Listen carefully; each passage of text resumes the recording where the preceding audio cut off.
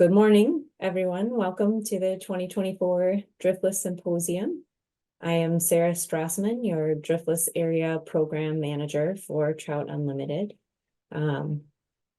This might be a little repeat for those of you who received our newsletter, this one right here, but we had an article from Jeff Hastings talking about the impetus for the first symposium back in 2006, essentially to bring together practitioners, managers, and researchers from across all 4 Driftless states and many different organizations to share knowledge about projects, about programs across the Driftless, and science in this landscape that we love. So we have a great lineup for you this year, and I don't want to take too much time at the beginning, but I do want to give a brief flavor for a couple of the things that we're working on over here at TU Dare. And when I say we, I'm speaking of myself, Paul Cron, our stream restoration specialist, and Peter Jonas, our TU Dare partnerships specialist. I'll share some information today as well as tomorrow morning. And we'll have a small open discussion opportunity at the close of our session today. In case you have any questions or comments for us, we will use the Q&A panel rather than the chat panel to collect questions. So if things come into your mind during this session, feel free to throw them into that Q&A section, and we will monitor there for questions. So I wanted to take just a few minutes to talk about the Driftless Area Restoration Effort National Fish Habitat Partnership, which is co-led by Fish and Wildlife Service and Trout Unlimited.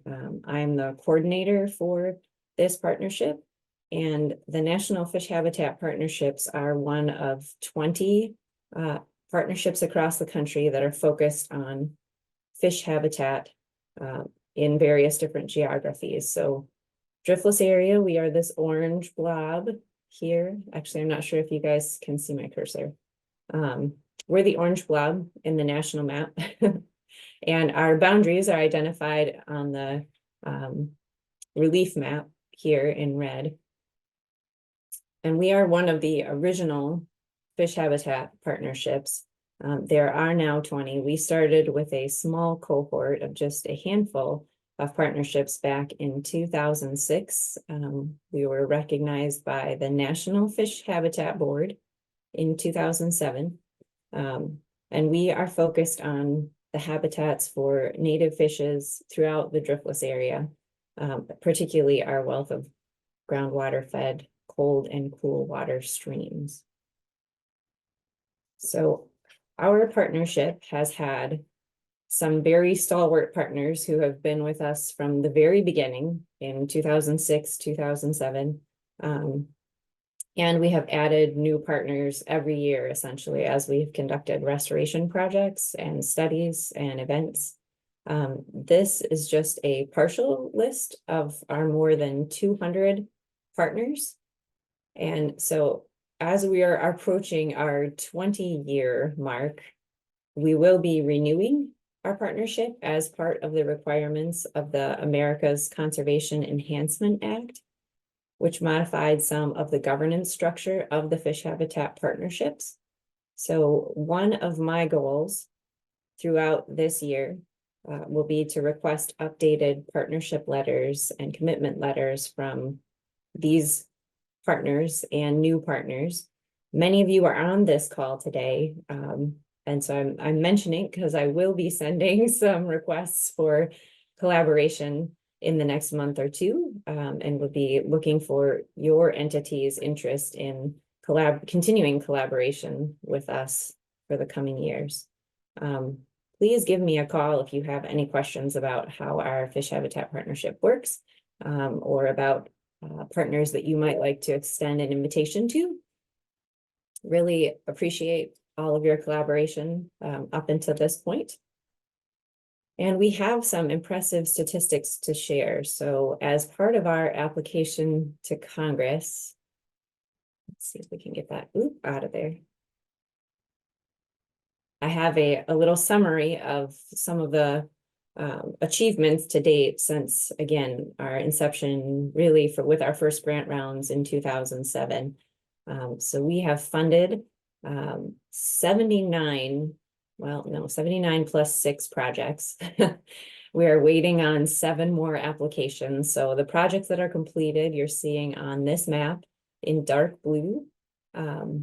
The light blue are projects that are in progress, and yellow are applications that are waiting to hear from us. And we are waiting for a budget from Congress to be able to announce those applications. But as you can see, over the past 17-ish years, we've completed more than 30 miles of in-stream habitat. We've been able to remove 15 barriers that opened 221 miles of habitat. And we've been able to create 80 acres of riparian and wetland habitat.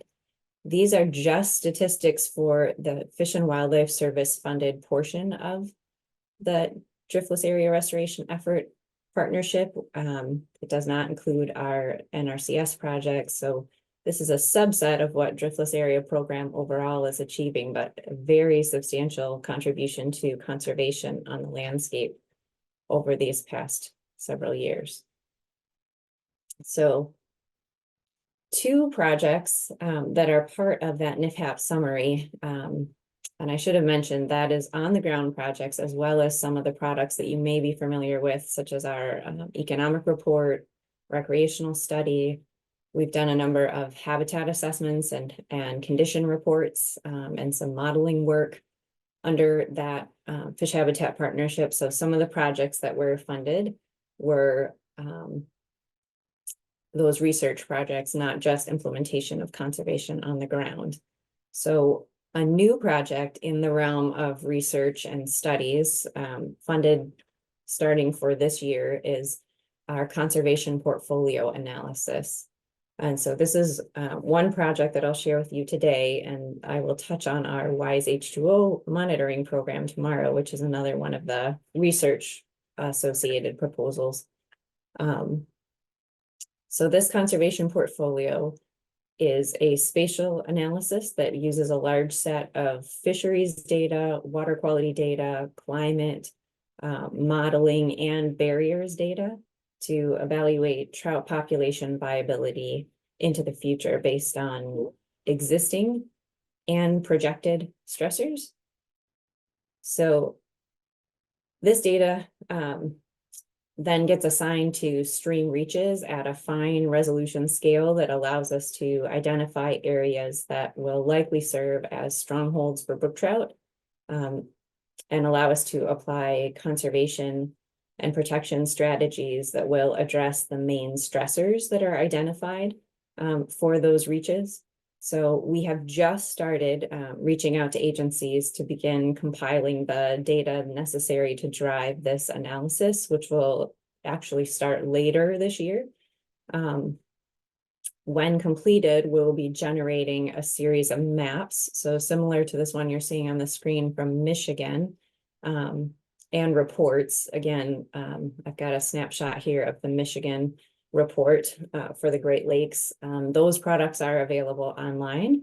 And so if you are interested in playing around with what the conservation portfolio looks like, you can actually just Google for Trout Unlimited Great Lakes Conservation Portfolio, and that will take you to both a GIS map and to this report, which describes the analysis that's conducted. So you may note one of the items that I talked about driving the conservation portfolio is barriers data. And many of you have heard from me or from our technicians about the work that we started last summer. So we hired 4 technicians in 4 Wisconsin counties last summer to start collecting data that will help us identify the potential fragmentation in trout streams across the driftless area. We will continue that work this summer, and we are hopeful we may actually be able to spread a little bit of this work into Iowa this summer. The data that you see summarized here is from last year's crew.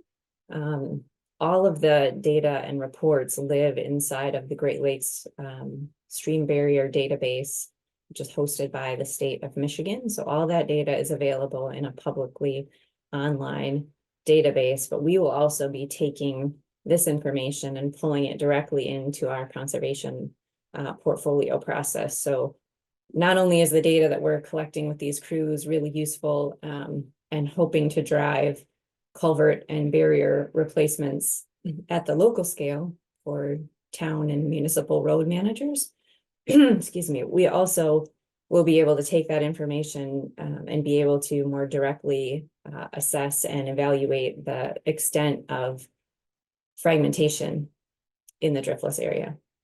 So it's very, very good new work that we're doing, and we're very excited, and we appreciate those of you who have provided funding support and moral support to our crews that are out on the ground collecting this data.